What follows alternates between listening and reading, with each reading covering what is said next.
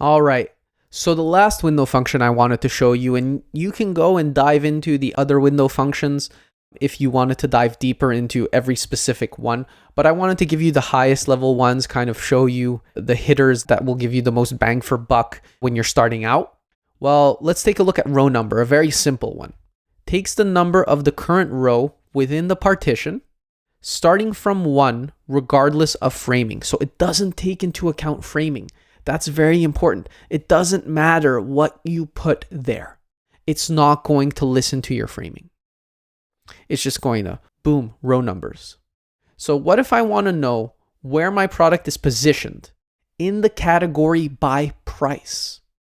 Well, very simple query. We're window function masters at this point. This is easy. We got this. So we select product ID, price, category, row number.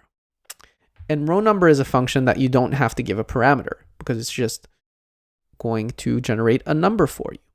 And so we do it over the partition by category, order by price, and we're going to say position in category by price, just to give our column a nice name.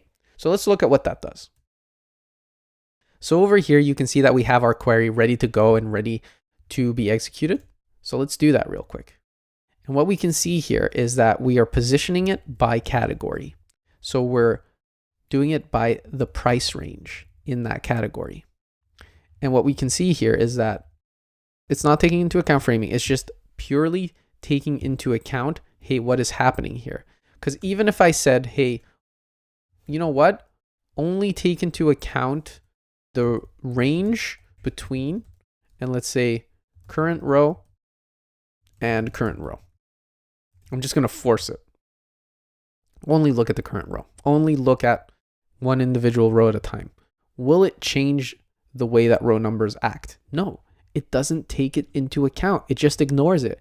It's going to do it irregardless of your framing. It's just going to look at the category group and it's going to say, hey, this is the row number. This is where this is positioned inside of this group that you made in this partition. So that's a pretty interesting one, a pretty simple one, but it can come in useful when you want to know things like, hey, where's my product positioned by price in this category? And you don't want to go and count. Some UIs don't have this visualization. So if you're running in the command line, it may be extremely useful to use something like row number to kind of give you this visualization going on for the row numbers. All right. And with that said, we've created a very solid foundation for window functions.